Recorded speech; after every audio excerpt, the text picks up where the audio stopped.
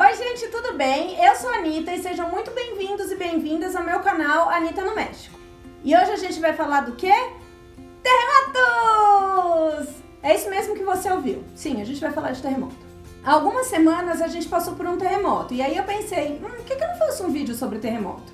Então depois da vinheta a gente vai falar sobre esse assunto, nem um pouco agradável, mas bem importante para quem vai vir para o México, seja para passear ou para morar. E também eu vou dar algumas dicas que podem te ajudar muito e eu vou deixar um videozinho que eu fiz logo depois do terremoto. Então você espera só um pouquinho pra gente conversar, beleza?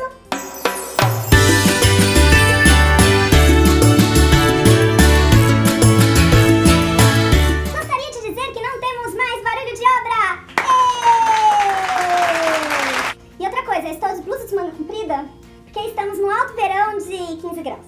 Tá um frio do cacete pra verão aqui. Mas tudo bem, vamos lá. Desde o pior terremoto da história do México, que aconteceu em 85, onde mais de 10 mil pessoas morreram, o México, em particular a cidade do México, sofre com dezenas de sismos a cada ano. Com exceção de um deles que aconteceu em 2010, todos os terremotos que acontecem por aqui, eles são produzidos na faixa sudeste central, em estados como Michoacán, Guerrero e Oaxaca. Por isso, muita gente diz que o México, em particular a cidade do México, está num lugar ruim. Quase todo o território mexicano está localizado no chamado Círculo de Fogo do Pacífico. Esse tal círculo é uma grande área que tem um formato de ferradura, com alta atividade sísmica e que liga a América à Ásia. O México está sobre 5 placas tectônicas: a placa do Norte Americana, a placa do Pacífico, Riviera, Cocos e Caribe. A movimentação dessas placas provoca mais ou menos uns 40 terremotos por dia aqui no México, mas a maioria deles é imperceptível. Muito bem, aula dada. Não sei se é aula de geografia ou de geologia, mas eu dei uma aula aí pra vocês. Vamos falar do que interessa, as minhas experiências e as experiências do Cris aqui com terremoto. Mas antes disso, já deixa seu like, se inscreve aqui no canal e ativa o sininho para receber as notificações, beleza? O Cris, ele já morava aqui quando aconteceu o terremoto de 2017, que inclusive foi no mesmo dia que o de 85. Eu cheguei na cidade do México para visitar o Cris exatamente 3 dias depois do terremoto. Ele aconteceu numa quarta-feira e na sexta eu estava embarcando para cá de férias, pra gente poder ter a nossa lua de mel. Ó, aqui eu vou fazer um parênteses pra vocês entenderem mais ou menos como é que foi esse Paranauê. A gente se casou em abril no Brasil. O Cris, ele já estava aqui no México, ele voltou pro Brasil, a gente casou, ele veio pra cá pro México e eu continuei no Brasil. Como eu tinha começado a trabalhar há pouco tempo, eu só tinha direito a férias em setembro. Aí quando deu setembro, eu tirei as minhas férias no trabalho e eu vim pro México pra gente poder ter a nossa lua de mel. Eu vou fazer um vídeo explicando toda essa tour aqui no canal, mas é só pra vocês já entenderem mais ou menos como é que funcionou aí a história. No dia do terremoto de 2017, na parte da manhã, eu falei com o Cris pelo WhatsApp e ele me disse que eles iam ter um treinamento para terremoto. Esse treinamento ele é repetido todos os anos, na mesma data que aconteceu o terremoto de 85 e agora o terremoto de 2017. Coincidência ou não, na parte da tarde aconteceu o segundo terremoto mais forte da história da cidade do México. Aí vocês vão me perguntar, e como você ficou sabendo desse terremoto, Anitta? Pega a pipoca, um lencinho e senta que lá vem a história. Eu tava trabalhando e no momento em que acontecia o terremoto aqui, eu tava em uma reunião e como eu tava quase sem bateria, eu deixei meu celular na minha mesa carregando. Quando eu saí dessa reunião, as pessoas da sala onde eu trabalhava estavam me olhando com uma cara um pouco estranha, mas ninguém falou nada e eu fui lá, sentei na minha mesa. Aí eu peguei meu celular que tava carregando. Foi aí que eu vi uma mensagem do Cris que dizia mais ou menos assim: fica calma, teve um terremoto agora há pouco, mas eu tô bem e não precisa se preocupar. Claro que eu não preciso me preocupar. Afinal, o que é um terremoto, não é mesmo? É tipo, me joguei do 15º andar, mas não se preocupa comigo que ó, tô bem. A sorte foi que eu vi a mensagem dele antes de abrir a internet. Assim que eu terminei de ler, eu respondi a mensagem dele perguntando se ele estava realmente vivo. Como se morto ele fosse responder. Enquanto eu não recebi a resposta, eu fui olhar na internet como tinha sido esse tal terremoto. Eu confesso que eu fiquei assustada pra cacete. Pra não falar no palavrão, porque não pode falar palavrão no YouTube. Eu acho que pode, mas eu não vou falar porque eu sou muito educada. Né, mãe? Depois dos vídeos que eu vi pela internet, a única coisa que eu queria era falar com o Cris pra saber se ele estava realmente vivo. Na minha cabeça, eu juro que a única coisa que eu pensava era: tá, e se ele morre, o que eu faço? Eu tô ferrada, como é que eu vou trazer o corpo dele pra cá? Como é que eu vou achar o corpo dele? O que eu vou fazer?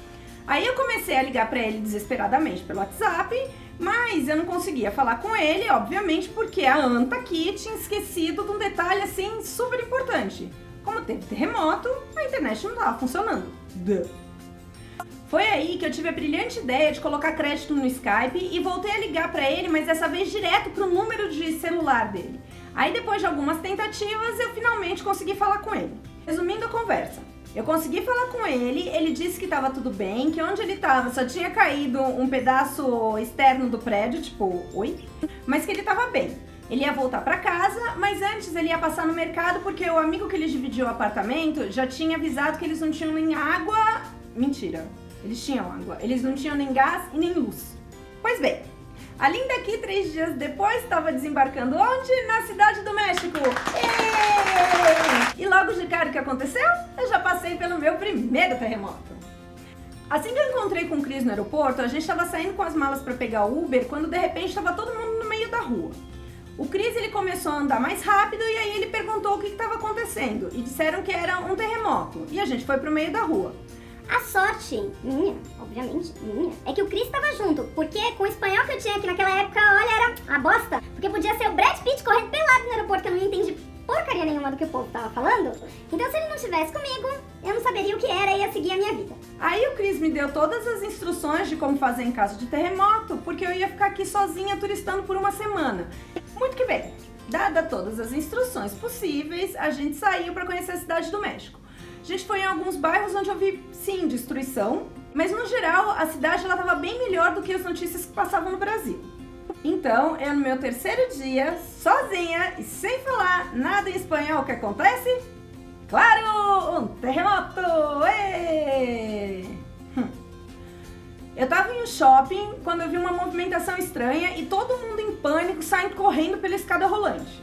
Tinha tanta gente correndo que eu realmente fiquei com medo de ser pisoteada. Então eu achei uma pilastra que tinha uma plaquinha escrita Rota de Fuga e eu fiquei parada ali até as coisas parecerem estar normais. Obrigada, Cris, por me fazer assistir programas da Discovery. Um ano depois, eu vim morar aqui definitivamente. E qual era o meu maior medo? Além de ser sequestrado e ter um rim arrancado, mas essa história eu conto depois. Claro que era passar por terremoto. Eu vou dizer que desde que eu cheguei aqui, sim, eu já passei por alguns terremotos, mas eu não senti muito além de tontura. A gente mora num bairro que, graças a Deus, não é tão afetado pelos terremotos. Mas bairros como Polanco, Condessa, Roma, Zona Rosa, eles foram e são afetados pelos terremotos. Até hoje dá pra ver alguns prédios que foram condenados e outros têm umas faixas dizendo que o imóvel sofreu abalo estrutural pelo terremoto e tá em reforma. Eu vou deixar uma foto pra vocês. Só pra avisar, se dá tremidinha, não é porque teve terremoto, mas é que eu uso como tripé o brinquedo do Salem que é alto e aí ele fica numa posição boa. Então, se por um acaso tremer, é porque o Salem subiu no brinquedo dele. De qualquer forma, eu já perdi o foco e esqueci de falar do mais importante para quem vem pro México, seja para passear ou para morar. A verdade é simples, você vai acabar pegando algum terremoto em algum momento da sua vida, principalmente se você resolver morar aqui na Cidade do México. Mas com algumas dicas que eu aprendi no dia a dia e passando por isso, eu posso te ajudar ao menos a superar esse problema, seja aqui ou em qualquer outro país. Em primeiro lugar, e sim, isso pode parecer muito clichê, mas é a mais pura verdade, você tem que ficar calmo. Entrar em pânico não vai te ajudar de jeito nenhum. No momento que toca a sirene, você tem 60 segundos, portanto 1 minuto, para descer e ir para o meio da rua. E aqui eu já te dou uma dica importante. Alguns terremotos eles costumam acontecer de noite. Eu, por exemplo, eu não durmo com pijama, digamos, adequado para caso de terremoto. Calma, eu não durmo pelada, mas eu durmo de camiseta e calcinha.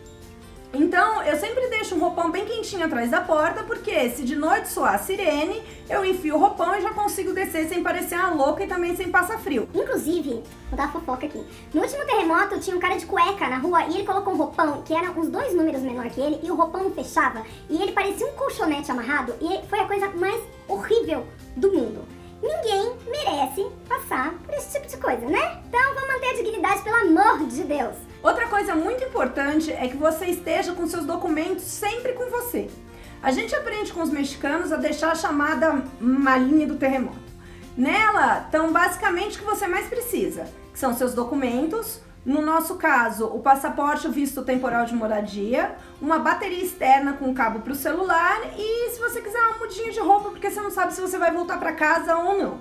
Tudo isso tem que ficar sempre à mão, porque se tocou a sirene, você pega a malinha, ó.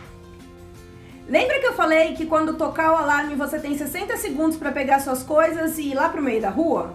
É exatamente nesse ponto que você vai ter que tomar algumas decisões importantes. Se você mora até o 3º andar, você tem tempo de sobra, até porque a rota de fuga, que no caso são as escadas, elas não vão sofrer nenhum dano e ainda elas não foram obstruídas.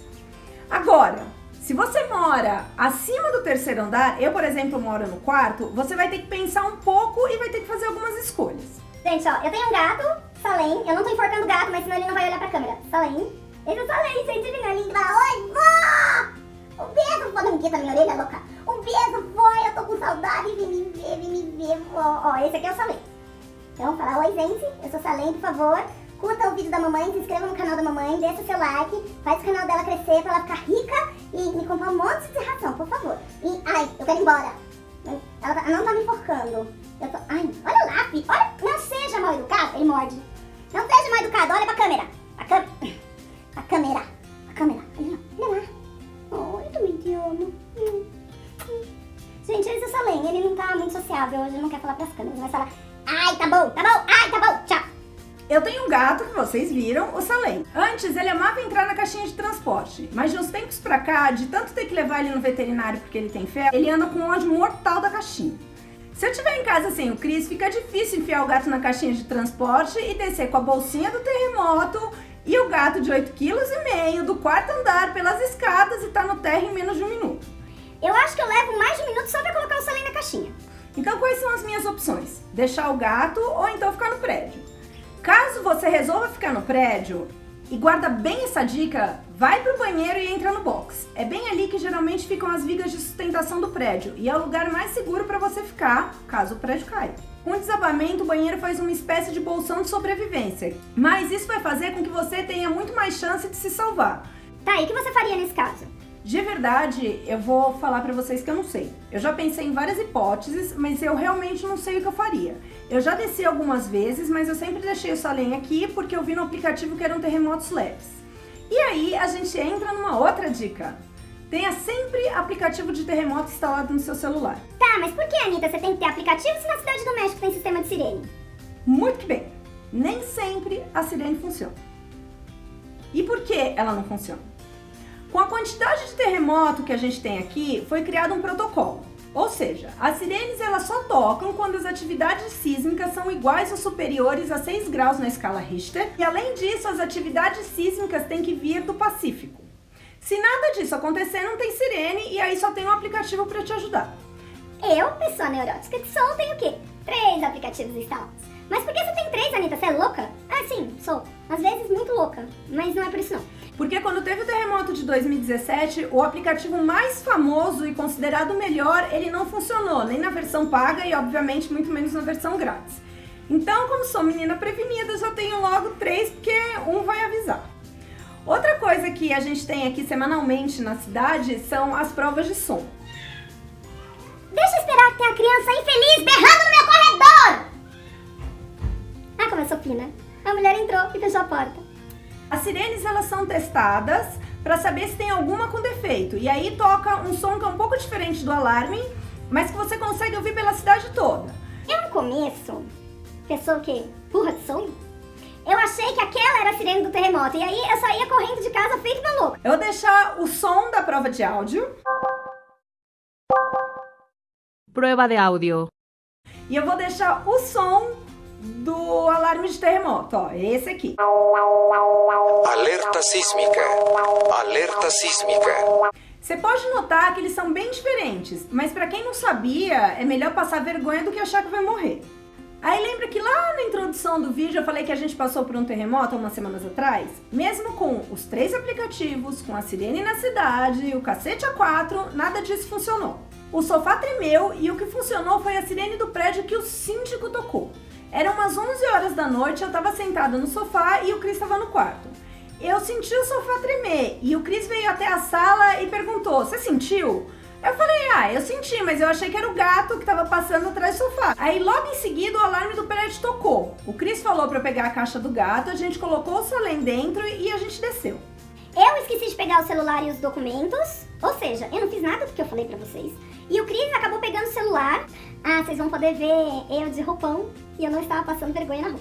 E a gente foi pro meio da rua, porque com o celular dele eu consegui fazer uns videozinhos, que eu vou deixar pra vocês em algum lugar aqui deste vídeo, que tem a gente no meio da rua, mostrando como é que fica a rua, e um vídeo com o Salem, que a gente desceu com o Salem. Aí a gente ficou mais ou menos uns 30 minutos lá no meio da rua até a gente ser liberado para subir. E aí você tem que subir pelas escadas. Do mesmo jeito que você desce pelas escadas, você sobe pelas escadas. Nesse dia aconteceram 3 terremotos em sequência. Às 11 de magnitude 2.9, às 11h10 e às 11h18 de magnitude 2.7. Mas por que nada funcionou? Porque dessa vez o epicentro do terremoto foi aqui na própria cidade do México. E quando isso acontece, esses terremotos eles não são alertados. Pelo simples fato de que não dá tempo, já que o tempo de alerta vai depender da distância do epicentro. Se foi um terremoto de magnitude baixa, por que vocês sentiram? Porque ele teve uma profundidade de 3 km. Então, apesar de ele ser fraco, ele foi bem perto e por isso que a gente sentiu. Bom, eu acho que já deu para vocês terem uma ideia sobre terremotos aqui na cidade do México. Eu espero que vocês tenham gostado do vídeo e se ficou alguma dúvida ou vocês querem saber de mais alguma coisa, deixa aqui embaixo nos comentários que eu respondo, beleza? Mais uma coisa, e eu juro que dessa vez é a última. Se você gostou desse vídeo, deixa seu like, se inscreve no canal, ativa o sininho para receber as notificações e compartilha com os coleguinhas. Um beijo e a gente se vê no próximo vídeo. Tchau!